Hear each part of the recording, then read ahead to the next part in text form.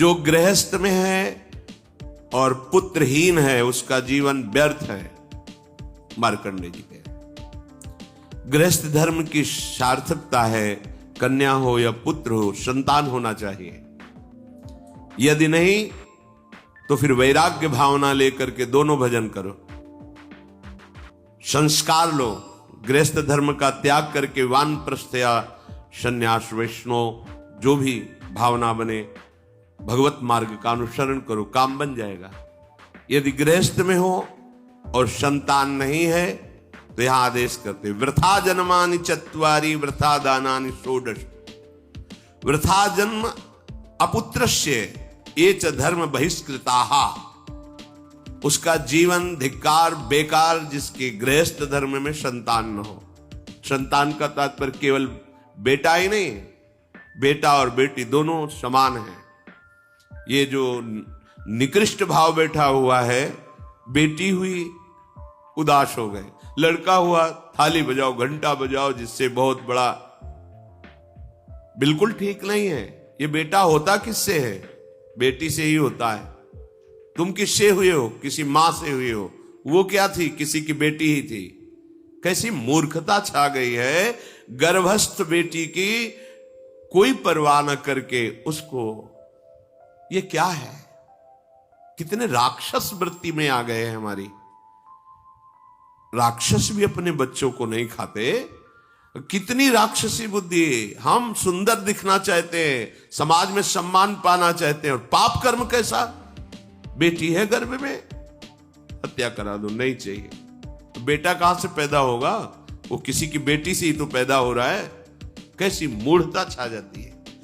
वैसे भी शास्त्र में स्त्री हत्या करना बहुत बड़ा महापाप कहा गया है। फिर भ्रूण हत्या, गर्भ हत्या, गर्भस्थ शिशु की, उसमें भी कन्या,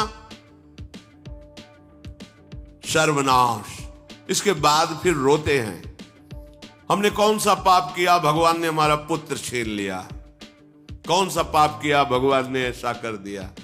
अरे अपने डायरी में तो लिखा करो कि तुमने कौन से पाप किए हैं। फिर जब परिणाम आवे तो सोचोगे तो लगेगा बहुत हल्के में निपाट रहे हैं भगवान, हमें तो बहुत कष्ट मिलना चाहिए।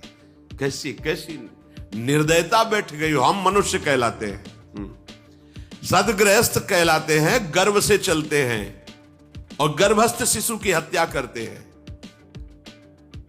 मान जाओ, ना सत्संग सुन रहे हो, ना शास्त्र स्वाध्याय कर रहे हो, इसलिए तुम्हें पता नहीं कि तुम कौन सा पाप कर रहे हो। ऐसे ये पाप, कुछ पाप ऐसे हैं जिनको वज्र की लीक कहा गया। वज्र की लीक में मिटाल नहीं सकते, तुम्हें भोगना पड़ेगा। जो गृहस्थ है और संतान नहीं है, उस जीवन को सार्थक करने के लिए अपने गृहस्थ जीवन का त्याग करो। तीर्थ धाम कहीं वास की व्यवस्था करो और दोनों मिलकर भजन करो, अपने शरीर को पूरा करो, तो जीवन सार्थक हो जाएगा। अगर गृहस्थ है, संतान है, पढ़ाओ लिखाओ, उसको उसी योग्य करो जैसे तुम्हारे माता पिता ने किया है, तो तुम उस ऋण से मुक्त हो जाओगे। और फिर भी भजन करो, भजन ही तुम्हें भगवान की प्राप्ति कराएगा। दूसरा, जो अपने धर्म से भ्रष्ट हो चुका है उसका जीवन व्यर्थ है। आपका एक धर्म है, सबसे पहला धर्म है मनुष्य धर्म। मनुष्य का क्या कर्तव्य है?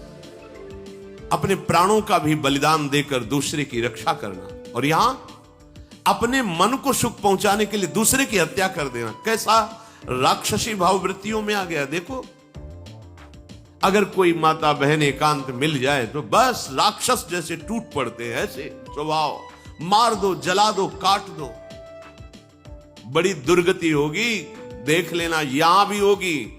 छुपा के भी कर लो, तब कर्म प्रकाशित होगा। जब तुम अपराध नहीं करोगे, अपराध नहीं करोगे, तब वो अपराध तुम्हें फंसाएगा और जीवन भर रुलाएगा। मरने के बाद नर्क मिलेगा। नर्क माने बड़ी जेल है, वो बड़ी जेल, ये छोटी जेल है। जैसे बड़े अपराधियों को बड़ी जेलों में भेजा जाता है, तो विश्व ब्रह्मांड की सबसे बड़ी जेल और वहां के सबसे बड़े जेलर यमराज, वहां दंड मिलता है। आप ऐसा ना सोचिए कि ये सब गप है। गांव में जैसे बात करे तो लगता है गप है, जब जेल हो आते हैं ना तो कहते हैं। एक गांव में मिले थे, कहा था कि अगर रोज 5 जूता कोई गांव में हमें मारे तो हम उसे सह लेंगे, लेकिन दोबारा जेल जाने वाला आचरण नहीं करेंगे। दिखा रहे थे कि देखो कैसे कैसे कष्ट वहां के कैदी भी मारते हैं जो बहुत पुराने हो गए हैं, वो हमको अनुशासन में रखते हैं, ऐसा ऐसा कितना कष्ट। अब वो गया ना तो भोगा, अब माया के कारण स्मृति नष्ट हो गई नहीं, सैकड़ों बार अपने भी भोग के आ रहे हैं नरक। दूसरे उसका जीवन नष्ट है जो धर्म का त्याग कर चुका है। तुम पिता माता से प्रकट हुए, तुम्हारा धर्म है माता पिता की सेवा करना। भाई वो वृद्ध बेचारे माता पिता उठने बैठने में असमर्थ हैं, आप पैसे कमाने के लिए अपनी बहुली निकल गए, अब वो कष्ट भोग रहे हैं, ना उनको देखना है ना उनकी व्यवस्था करना है, मरने दो तो ठीक है। तुम्हें जब परिणाम आएगा तब तुम भी तो बनोगे ना वृद्ध, तब तुम्हें पता चलेगा। अवश्य में भोक्तव्यम कृतम कर्म शुभाशु। होश में माता पिता सबसे पहले भगवान हैं यदि आप गृहस्थ हैं तो। अगर आप बाल्यावस्था से भगवान के मार्ग का अनुसरण कर रहे हैं तो फिर भगवान प्रणत कुटुंब पाल रघुराई, भगवान व्यवस्था कर देते हैं। वैराग्य मार्ग में लौटकर पीछे नहीं देखा जाता। हमारे भगवान के अवतार मानेंगे महाप्रभु चैतन्य देव, नवयुति विष्णु प्रिया जी माता सची छोड़ के चल दिए। आद्य गुरु भगवान शंकराचार्य भगवान के अवतार मां केवल छोड़ के चल दिया। भगवान के मार्ग में यदि ऐसे चले तो भगवान संभाल लेते, परम पद मिलता है 21 पीढ़ियों को। मां तो बिल्कुल नजदीक है, 21 पीढ़ियों को भगवत प्राप्ति हो जाती है। और शब्द है प्रणत कुटुंब पाल रघुराई, भगवान स्वयं उसके परिवार का पोषण करते हैं। पर यदि गृहस्थ धर्म में हो और अपने माता पिता का त्याग कर दिया, उनकी सेवा नहीं करते, वो दुख भोग रहे, तो नरक यंत्रणा मिलेगी और जीते जी तुम उन्नति को प्राप्त नहीं हो सकते।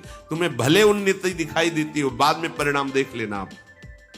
तीसरा, जो दूसरों के भोजन छीनने की चेष्टा में रहता है, कैसे इसका धन अपहरण कर लें, कैसी जमीन अपहरण कर लें, कैसे इसकी अव्यवस्था पैदा कर दें इसके जीवन में, जो केवल अपने ही सुख को देखता है उसकी दुर्गति होती है। तीसरा, उसका जीवन व्यर्थ है। जो दूसरों के सुख का अपहरण करके सुखी होना चाहता है, सदैव केवल अपने सुख में डूबना, सोचना कैसे मैं सुखी हो जाऊं, अधर्माचरण करूं, छीन लूं, क्या करूं, कैसे करूं, उसका जीवन व्यर्थ है। और चौथा, जो आए हुए साधु महात्मा अतिथि का अनादर कर देता है, अपमान कर देता है, सारे सुकृत नष्ट हो जाते हैं। ये 4 का जीवन बिल्कुल व्यर्थ हो जाता है।